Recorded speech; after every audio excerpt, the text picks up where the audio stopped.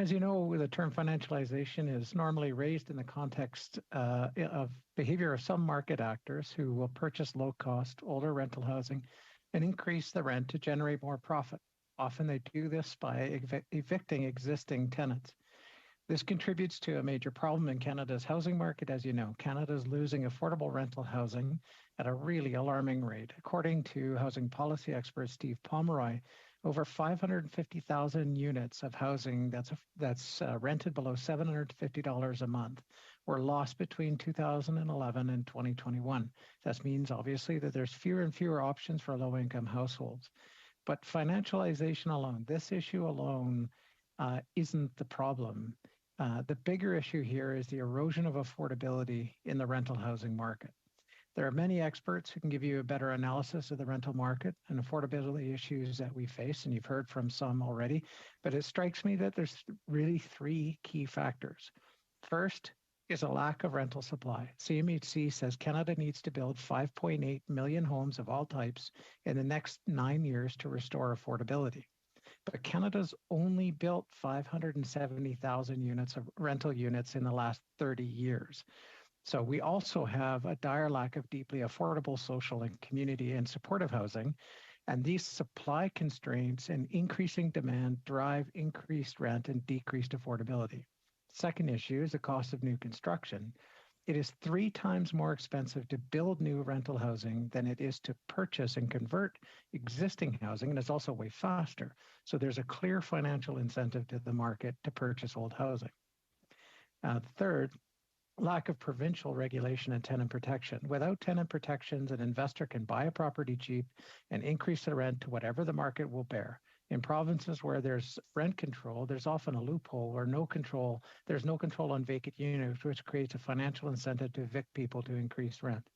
But if we only attack one element of the problem, actions by some of those market actors who purchase low-cost, older rental units, raise rents to generate more profit, we won't solve the affordability problem. Further, we might actually make it worse by pushing out desperately needed private investment. To restore affordability in rental housing, we need to create about 1.74 million units of purpose-built rental housing.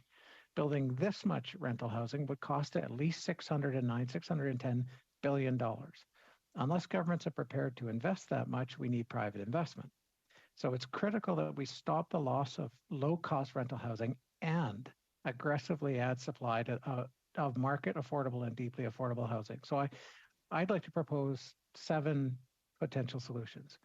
1, make purchasing existing rental housing less economically attractive. And one option to do that would be to tax the purchases of rental housing by private investors above a certain number of units to target large-scale purchases, or tax the profits from those purchases.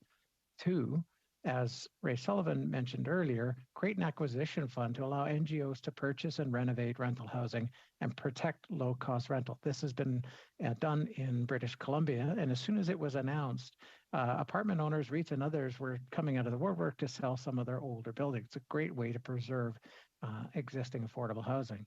3, create economic incentives to build. You've heard some of those ideas. For example, accelerated capital cost allowance, low-income housing tax credits, other finance and tax tools could be very effective. 4, push the provinces to put in place tenant protections to prevent rent eviction.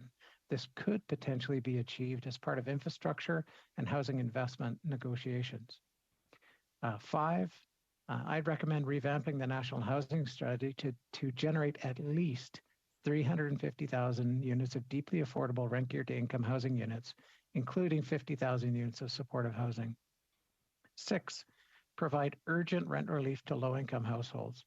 Canada right now is under a wave of new homelessness on the same scale as Canada's largest natural disasters.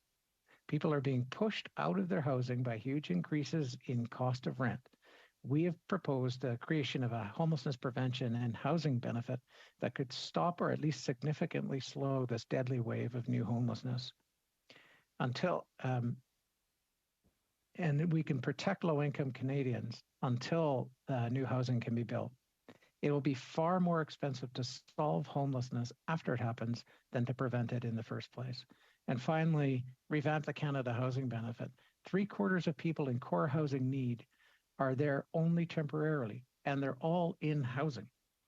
Housing benefits can be used to provide temporary affordability support and respond to sudden changes in the housing need or affordability, leveraging existing private and near market housing.